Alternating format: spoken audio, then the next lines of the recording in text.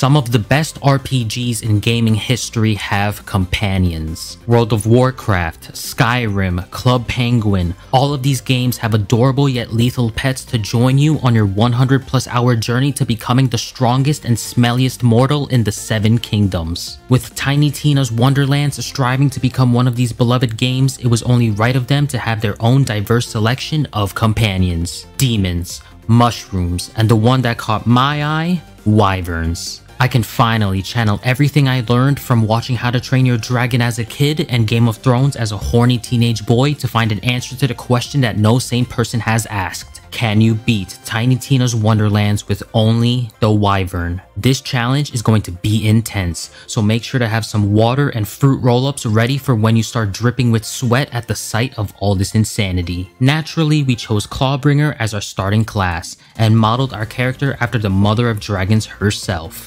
Since our wyvern will be turning enemies into barbecue for the whole playthrough, we chose Rogue Alchemist as our character background since it increases our status damage the most. Then, we put all 10 of our free hero points into health so we can survive all the baiting we're going to do while our wyvern carries us through the game. Finally, we named our character to achieve peak roleplay. While Siri and John Stamos review their character sheets, let's review our rules. The first rule is that before we meet Paladin Mike and unlock our class feat, aka the wyvern, we can vanquish our foes by any means necessary. Once we get our wyvern, rule number 2 states that we must use absolutely nothing but our wyvern to deal damage to enemies and eventually send them to the dark corners of the Shadow Realm.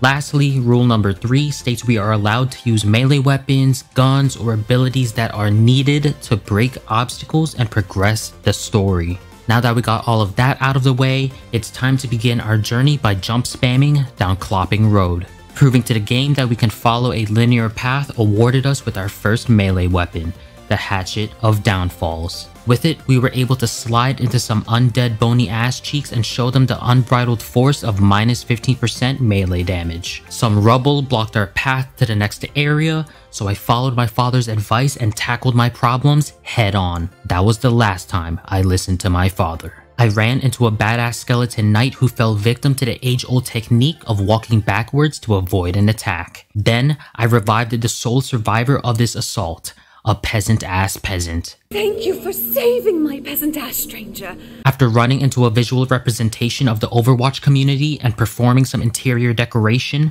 I ran into Ribula, the 476 AD winner of the Most Evil Award. Earlier, I said that I can use any weapon until I get my wyvern, but I know that deep inside, you guys enjoy watching me get my ass clapped, so I attempted this boss fight melee only. You, my friend, just got a buy one get one free offer on gaming challenges. After spanking Ribula like a piñata at my nephew's birthday party, we discovered that the infamous Dragon Lord was reborn. This overglorified Let's Play officially became Dragon Lord versus the Mother of Dragons. Don't worry, I won't get a big head, it's just a game, it's not that serious. A massive skeleton army is sieging the city! I brought my spectacular, stupendous, awe-inspiring talents to the kingdom of Brighthoof. Naturally, everyone wanted to join my cause, even Queen Buttstallions' elite defender, Paladin Mike. After slapping some troll titties, they knew I was worthy of a baby dragon which I would have named Drogon if Gearbox knew what they were doing. Me and Drogon roasted this troll at 3000 degrees until golden brown. Paladin Mike discovered that badass skeletons can't swim,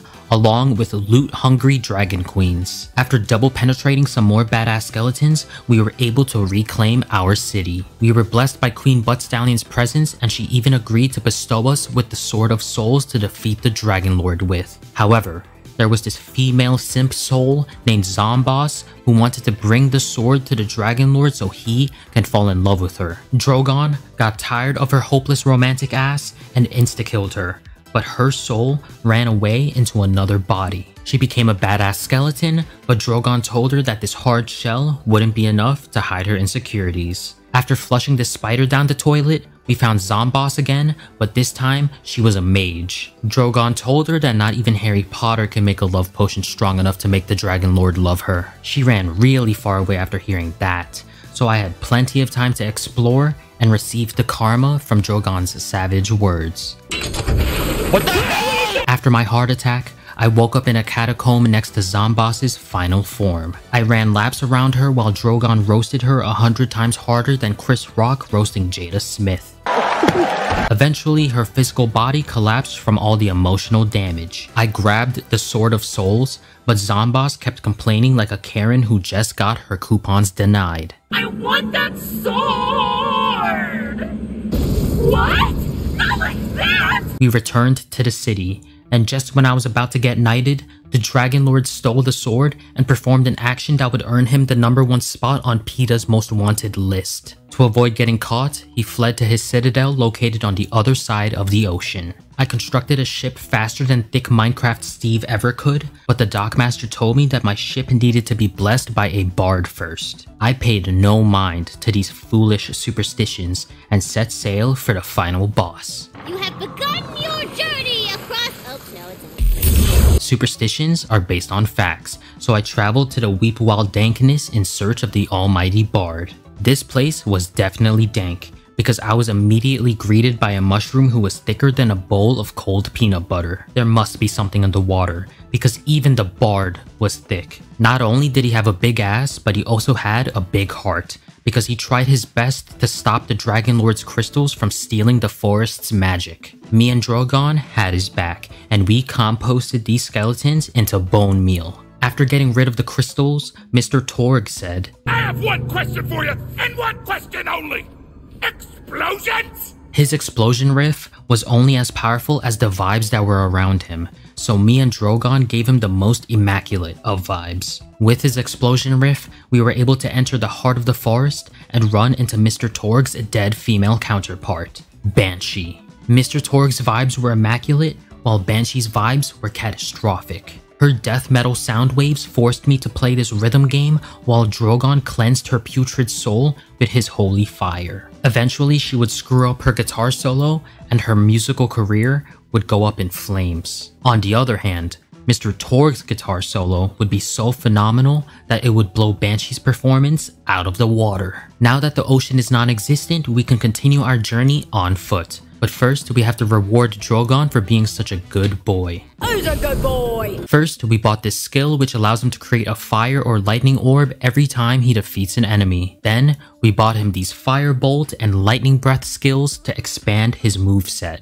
And lastly, we started leveling up his overall damage 20% at a time. Now, he'll attack more often, do more damage, and hurt more people at once. As for us, our status damage is up 40%, so all that fire and lightning will pack an extra punch. We brought our talents to South Beach and met a gay pirate skeleton who needed help finding his ex-boyfriend Charles LeChance. First, Drogon ate a Mobley dick to get the parts needed to build his parrot named Polly, who served as our GPS to Bones' old crew.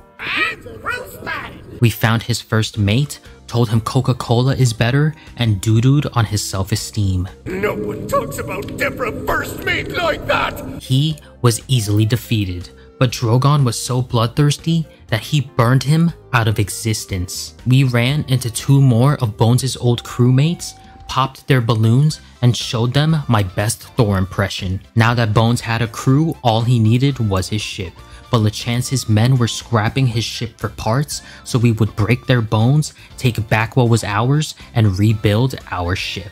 Before we set sail to find LeChance, Bones told me a love story that was so sad that hearing it made me cry my kidneys out of my eyes. One day when my penance is done, I'll take my chance and go.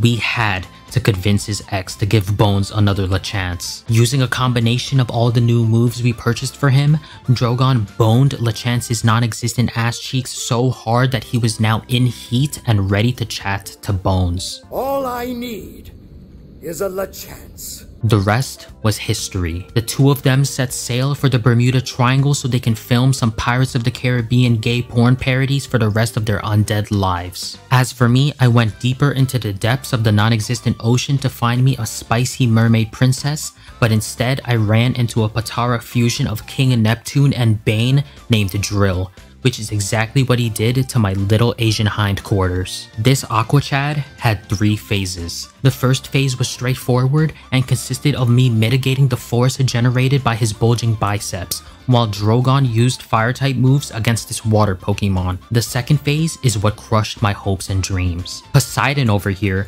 would call upon his brother Zeus to bless him with lightning needed to recover his shield. Despite all the upgrades we gave to Drogon, he wasn't able to do enough damage before Drill would start healing himself. Sometimes he would do this multiple times in a row just to watch us squirm in misery. After an hour, I decided to suck up my pride and perform an action that felt extremely taboo to me, and that was whipping out a pistol to deplete his shield so Drogon can do damage to his health. Yes, this is technically a violation of rule number 2 of the challenge, but let me ask you, when you took an exam as a student and you got one question out of like 50 wrong, did you automatically fail? Or did you get a 98 aka an A+?